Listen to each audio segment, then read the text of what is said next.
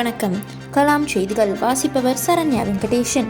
Coffee tea கடைகளை 24 மணி நேரம் திறந்து வைக்க அனுமதிக்க வேண்டும் என மதுரையில் நடந்த காஃபி டீ வர்த்தகர் சங்க ஆண்டு விழாவில் தீர்மானம் நிறைவேற்றப்பட்டது.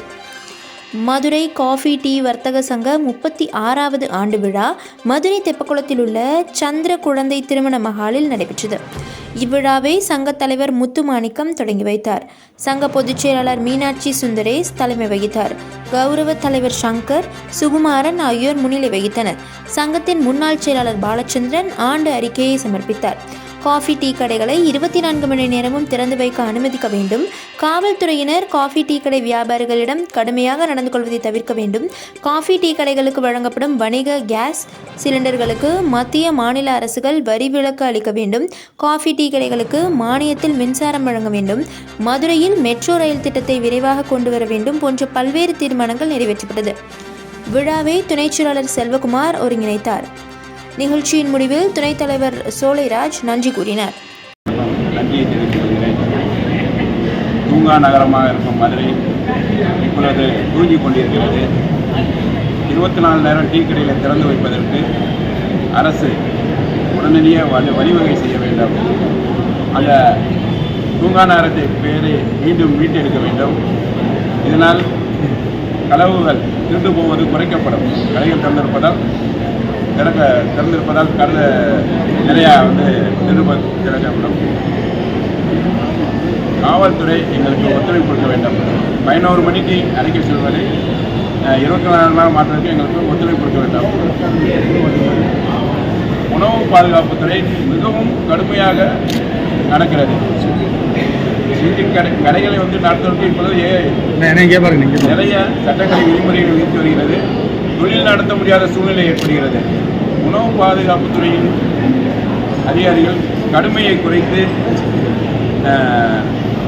அவர்கள் தொழில் நடத்துவதற்கு ஏதுவாக சட்டத்திட்டங்களை வகுக்க வேண்டும் என்பதையும் கேட்டுக்கொள்கிறோம். காப்பி டீ வர்த்தக சங்கத்தின் சார்பாக கேட்டுக்கொள்கிறோம். ட்ரேடு மார்க் லைசன்ஸ் நேரடியாக மாநகராட்சி மேயர் அவர்கள் நேரடியாக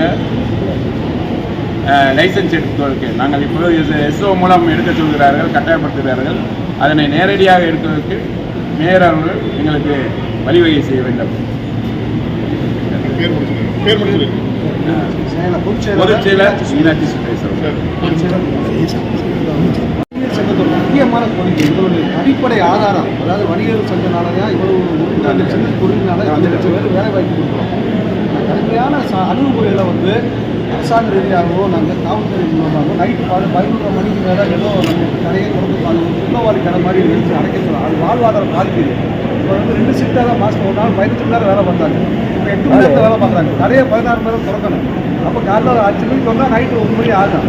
சம்பளம் கட்டுப்படி அந்த மாதிரி ஒரு சூழ்நிலை வேலை வாய்ப்பை கொடுக்குறோம். ஆனால் கட்டுப்படி ஆகலை. 1 மணி வரையும் முதல்ல திறந்து வியாபாரம் பார்த்துக்கலாம். இப்போ மிரட்டுறாங்க. அதை மென்மையான போக்கை கடைபிடிக்கும் போது காவல்துறைக்கு எங்கள் சங்கத்தின் சார்பாக நாங்கள் பணிவன்களும் கேட்டுக்கொள்கிறோம். அதே மாதிரி உணவுப் பொருள் அதிகாரிகளுடைய ரூல்ஸ் அண்ட் ரெகுலேஷன் நிறையா இருக்குது. ஆனால் பாரம்பரியமாக நம்ம மதுரையில் டீ காஃபி சங்கம் நடத்தி நம்ம கடைக்கார நடத்திருக்காங்க. அவங்களுக்கு இந்த ரூல்ஸை கொடுங்க அந்த ரூல்ஸை கொடுங்க இன்றைக்கி நிலைமை சொல்ல முடியலை. அவங்க நிறைய சட்டத்தை கொண்டாடுறாங்க. பாதுகாப்பு, அதாவது புகையை விற்கக்கூடாது, கண்டிப்பாக விற்க மாட்டோம். சட்டத்துக்கு விரோதமாக எதுவும் செய்ய மாட்டோம். சில தவறுகள் நடக்கும்.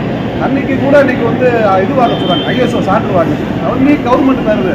நாங்கள் போய் ஐஎஸ்ஓ சான்று எங்கே போய் வாங்குறது? லேபருக்கு பூராமே மெடிக்கல் சர்டிஃபிகேட் வாங்கிட்டு கடையில் நிப்பாட்டி கொடுக்குறாங்க. இன்றைக்கி வேலை பார்க்கவே நாளைக்கு வரமாட்டோம்.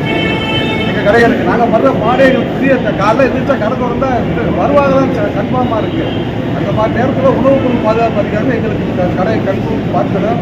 நல்லா எல்லாமே ஆளுங்க தரோம்.